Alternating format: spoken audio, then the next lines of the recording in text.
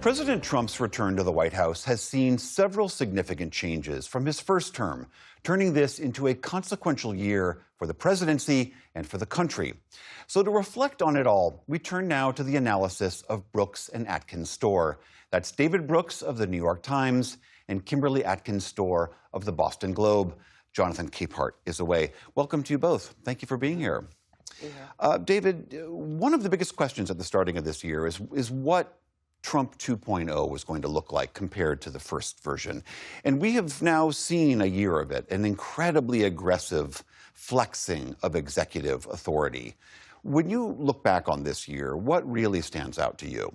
Yeah, I tell two stories. The first is that since 1945, the American establishment, if you want to put it that way, has built a series of institutions, things like the Western Alliance, NATO, the Department of Justice, USAID, and all of those things have been hollowed out over the last year.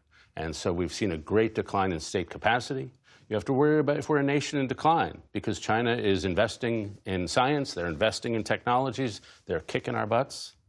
And so you tell the decline. This has been a tragedy, an era of historic proportions. The other story is that since 1945, the American establishment has lost touch with the American workers. And they've passed trade and immigration policies that workers didn't like. They've, frankly, in the cultural institutions, the media, the universities, they've kicked working class and conservative voices out. And so a lot of people feel I'm invisible to these people. And ergo, we get Trump. And so we get Trump. And so I think both those stories are true. And so as much as we lament the horror of what's happened over the last year, and it's much more horrible than I anticipated, for people like me, we have to ask ourselves, what do we do to bring this about? And I think both those stories are true. What do you think? Yeah, two things really jumped out at me, and one is the erosion of the rule of law, and I see the Trumpification of the Department of Justice, for example, as a key role in that, right alongside the White House. He came in pardoning the January 6 rioters, everyone who participated in that horrific day, but at the same time, weaponizing the Department of Justice to go after his political enemies. I mean, just today, when he was posting on Truth Social about the Epstein files, he's directing people just to look at the Democrats that are in these files and not the Republicans, because everything but what the Democrats are tagging is a hoax, and that he has an attorney general now and an FBI director that are willing to go along with that as an attorney. This is not how I learned in law school that the rule of law is supposed to be implemented. Another thing, I think you see a great through line, whether it's his immigration policies or the decimation of the federal government with the purging of workers to the attacks on universities, is a through line of race. It is this idea that people within the country who are Black or Latino or also Muslim, the Islamophobic aspect of it, or immigrants, it's only those that are deemed the ones that are a danger to the country. We will open our arms to white South Africans, but at the same time, the denigration of other countries as third world, as less than, as hellholes and worse. You see this real idea that there is a white Christian nationalism that has taken over the federal government in a way that I never thought I'd see in my lifetime.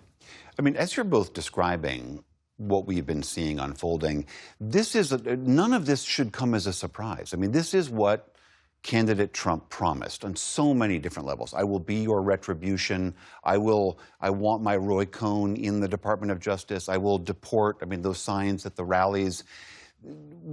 To this question you were asking before, David, about what we ought to look at as far as whether we got ourselves here, how do you answer that question? The surprise, or how we got ourselves? Yeah. My simple answer is that we live in a country where people with high school degrees die 10 years sooner than people with college degrees, where people with high school degrees are 5 times more likely to die of opioid, where people with high school degrees are much less likely to get married, much more likely to have kids out of wedlock. People with high school degrees are 2.4 times more likely to say they have no friends. People with high school degrees are less likely to go to parks. And so we have created an inherited meritocratic system, an inherited caste system. And if you tell successive generations that your kids are not going to have an equal shot because your kids by 8th grade have fallen 5 grades level below the educated class, well, if you tell them your kids are going to have no shot, they're going to flip the table. And that's why it's always important to see this phenomenon as a global phenomenon. It's not just Donald Trump. It's Nigel Farage in Britain. It's the right in France. It's the AfD in Germany. It's in Poland. South and Central America. South and Central America. And Korea. This is a global phenomenon. It is a phenomenon of the information age. That information age rewards people with money, with education, with money. And it creates this class system. And just as in the 1880s and 1890s, we screwed up responding to industrialization, we have, over the last 20 or 30 years, not adequately responded to the shifts that the information age has brought about us. And so I look at this as a moment of rupture and repair, that it's ugly to live through. I hate what Donald Trump is doing. But every time America or any country, or us personally, think of your own personal life, life moves forward through a process of rupture and repair. Something falls apart, something terrible happens. But you are strong enough as a nation to ask yourself honest questions. What part of this problem am I responsible for? And when you do that, then repair begins to happen. And America's been through this so many times, 1830s, 1890s, 1860s, 1960s.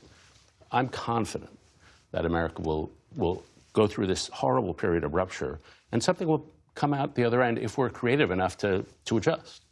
I mean, Kimberly, who do you see as the repairers that David is yearning for? Well, I think it's going to be many of the same repairers that we saw, those periods that you talked about. We didn't just come through the rupture on our own. We came through with a sustained plan of how to get ourselves out of it. After the Civil War, there was Reconstruction that was meant to heal some of the wounds and bring up the formerly enslaved African Americans to a place where they can participate fully in society. And what did we get? We got a vicious blowback to it with Jim Crow, a rejection of it. This idea that politically people thought it was better to say, hey, these are people taking something that belongs to you, rather than saying, hey, let's look for a way to bring up everyone and to protect everyone's rights. That's exactly what Donald Trump is doing. He could be talking to the people that you talk about being left behind, but instead he's saying that these immigrants or these black folks or these other people are taking something that belongs to you. And that's what's giving people the idea that this is unfair. But one thing that I think, this can't happen without institutions allowing it. And I think this year we saw the biggest institution, the Supreme Court, basically allowing Trump, before the actions that he has taken has even been deemed to be constitutional or legal in the short term, allowing them to go in place. On the shadow docket. On the shadow dockets, these emergency orders, exactly. And so by the time the legality or the constitutionality is decided, very little has been so far, the damage is already done. And USAID is already gone. The education department's right next to it. You're seeing people who have been deported to countries that they don't have family they've never been to before. How do you make them whole? That's too late. So the fact that the Supreme Court, as the unelected independent branch of our government, has basically been more often than not a rubber stamp for him is a real problem. We need our institutions to step up. I mean, earlier this spring, David, you remember, you called for, arguing that all of these little protests, pushbacks that are happening against the Trump administration were insufficient for what you're diagnosing. And you called for a collective civic action. I don't think I'm breaking any news to you that I don't think that has happened in the country. Yeah, I mean, I was reading all these lefty revolutionaries, and I'm like, yeah, let's go get them. I think it has not happened. It has not happened because people are intimidated, because they fear their organization will lose money. But one of the reasons it has not happened, if you look at around the world where it has happened, where people rose up against authoritarianism, they had strong civic structures. Like, say, in the Philippines in the 1980s, when they rose up, Ferdinand Marcos was elected, but then he tried to steal power. And so what happened was the students rose, the transportation workers arose, the business community arose, the Catholic Church rose. It happened with the institutions of civil society through them. And our institutions of civil society may be too weak. And so every institution, whether it's a university or a business or a law firm, faces a collective action problem. If I stick my head up, I'm going to get shot down. And without strong civic institutions where people can move as one, it's super hard for rare individuals to stand up. And I'm afraid that's part of what's happened. The second thing that's happened is there's been such a decay of moral norms that it's hard for any institution to say, no, we are going to stand up for this. You are not going to talk about Rob Reiner the way you did. You're not going to use the racial language that is omnipresent now. And it's hard to articulate when the corrosion is not only in our laws, but in our minds, in our language. That's a hard thing to challenge, but I'm hopeful in the long term it'll happen. In the 1890s, we had a civic renaissance. We had the creation of the Boys and Girls Clubs. We had the creation of the NAACP, the unions, the Sierra Club. All these civic organizations were created by a group of people who said, we can't go on this way. And once you had the civic institutions, then in around 1900, you had the progressive movement. You get a cultural shift, you get a civic renaissance, and then political reform. We're still waiting for the civic renaissance. I mean, in just the last 30 seconds we have, Kimberly, the Democrats have been one of these institutions that seemingly have been kind of feckless in pushing back. They have a midterm coming up. Do you think what we've seen in the recent elections will be echoed? You have hope that they'll be there? I hope so. I mean, I think that it is imperative that they do. We are seeing an election that is going to be, we always say it's the most consequential coming up. I'm afraid of the voter information gathering that the federal government is doing, trying to consolidate voter lists and be in charge of who gets purged from them. I see that the obstacles are already being put up for a free and fair election. Democrats have to say clearly that this is not acceptable and put forward an agenda that Americans can get behind. Kimberly Atkins-Stohr, David Brooks, so nice to see you both. Thank you very much. Thank you. Thank you.